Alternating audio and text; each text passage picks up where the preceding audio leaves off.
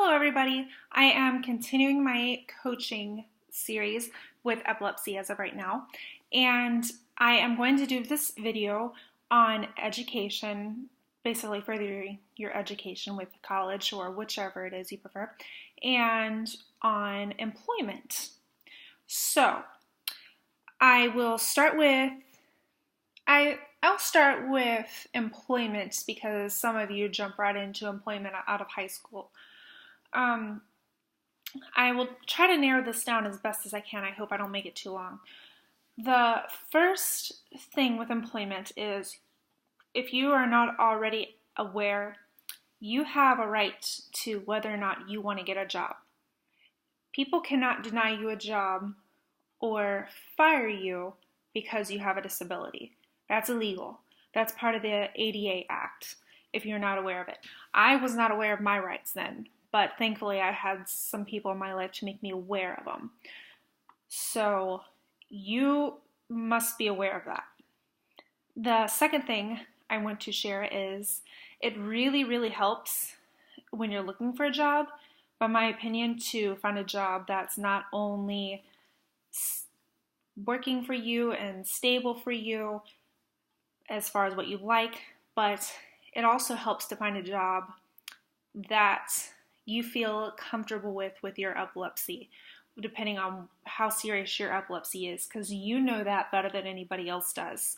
You're the one who has to live with that every day. You're the one who has those seizures.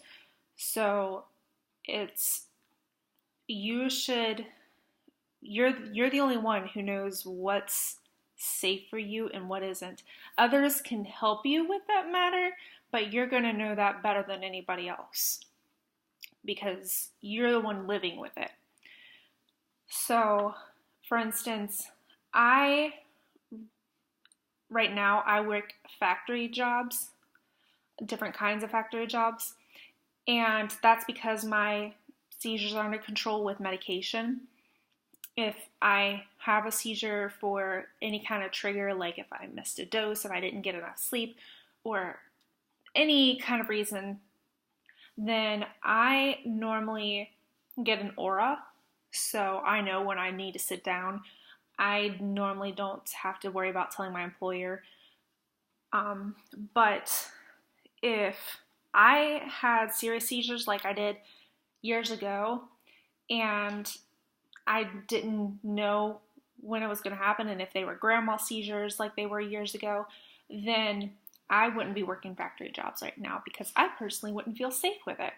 I wouldn't personally feel like I could get hurt doing that if I just suddenly passed out or whatever, and I woke up and I would probably have an injury or something of that nature. But I know right now, since my medication is doing the job, I'm comfortable with it, and I haven't had any serious cases in a long time. Long time. Thankfully. So, and I know some of you are even still trying to find the right medication that works for you, and all sorts of that nature. I remember going through that phase too. So, it takes time with that. Just give it time. And don't give up there. But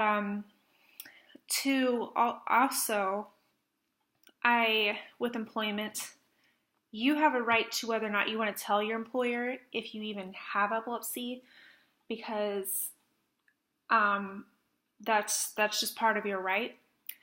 I personally, there was times when I knew when my epilepsy was serious, I did tell my employer that I had it, but now that I'm working factory jobs and things of that nature, I personally don't like to tell anybody unless I start to kind of feel like there's somebody I can trust and somebody I wouldn't, maybe even if it's just a coworker, and somebody who would not end up, holding that against me.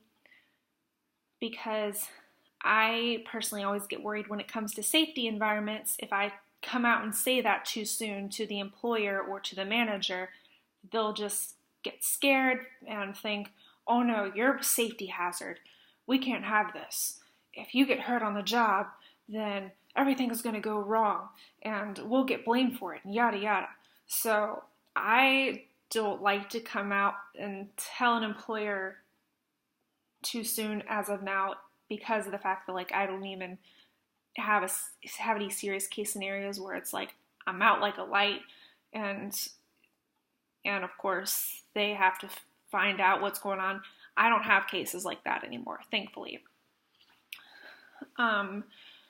So with that being said, as of right now, I normally, whenever it comes to the application and stuff, I normally put, I don't wish to answer for the disability part of it when it asks, do you have a disability? And you have a right to do that as well. But you, again, have to do what works for you. If you feel like you should tell your employer, hey, that's up to you.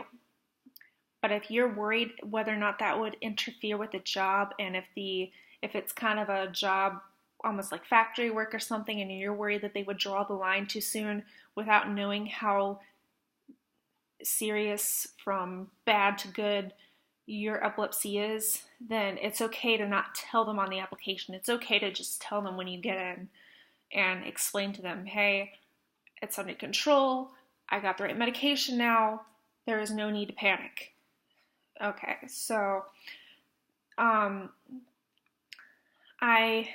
think that pretty much covers that for the most part. If there's any questions along the lines of employment that I did not cover with epilepsy, just feel free to message me or basically comment, and I will be happy to cover it. I will be happy to go over it with you. I've learned a lot about epilepsy and employment over the years with the experiences that I've had and with the people that I've worked with. You can also go to resources like the Epilepsy Foundation, and they've posted quite a bit about employment with epilepsy as well. And the next thing I will talk about is education. It's, and of course that's along the lines of like college and wherever it is you decide to go after high school. If you graduate from high school, I know the first feeling for everybody is normally a little nerve-wracking because it's a new chapter in life. You don't know exactly where you're going, exactly what you're doing. And some people don't even have a clue what career they want to pursue yet. When you have epilepsy, I know it's easy to doubt yourself and wonder, am I even capable of college? That's how I felt when I graduated high school. I personally doubted myself. I didn't know if I could handle it. I didn't know if I could do it. And I ended up doing it, trying it, and guess what? I am almost a graduate. So that just goes to show, don't give up and not even go to college just because you think you can't, just because you think you don't have the knowledge. Don't do that. If college is something you want to do and you want to become something higher up, like a teacher, a doctor, some kind of counselor, whatever it is you want to do that's higher up, please don't do that. Don't think you cannot do it just because you don't feel like you have the knowledge and you're not confident in yourself. It never does any harm to try. Not trying is the worst thing you can do. And the other thing that I will say is just when you're looking for a college, make sure that it's a public college and make sure that they support IEPs and disabilities, because I know there is a share of colleges that definitely will help you along the way because they want you to be able to succeed. Even if you do feel like you struggle a bit, even if you don't feel confident in yourself and you have a learning disability, they still want you to succeed. And that's one thing I made sure that I looked for in my college too. When I graduated high school, I figured, you know what, I got help in high school. I had an IEP, individual education learning plan, so I should probably be able to get that in college as well. And I first I tried college without it, and tried to test how it went. I didn't end up needing it personally with the college that I went to. Some colleges are harder than others with the materials that they teach and with the teachers that they hire and things of that nature. So, but I would highly, highly recommend at least trying to find a college that's public and has IEPs and learning disability help in case you need it. So that will help a lot too. And the last thing with education is, with college education, is that you should be able to get help as well with like other resources, whether it's tutoring or whether it's also from your college's disability office, like I mentioned earlier. And some of you might have a vocational rehabilitation counselor. If you don't, you should try reaching out to your vocational rehabilitation office. Those people help a lot too. And it's part of their job actually to help people that are going through some kind of learning disability and trying to go through the phase of finding a job and figuring out what they want to do with their life. That's part of their job. So please make sure you use those resources. I hope I covered everything. And if you have any questions about something that I went over or something that I didn't go over, feel free to, again, comment and ask away. I am more than happy to answer, including for any of this, because trust me, I went through this phase too, where I graduated high school, I didn't know what I was doing, and I hope that I can help other people along the same road and prevent anybody else from feeling that same kind of doubt and anxiety that I felt. So, thank you so much for watching. I hope everybody enjoys the rest of their time and don't give up.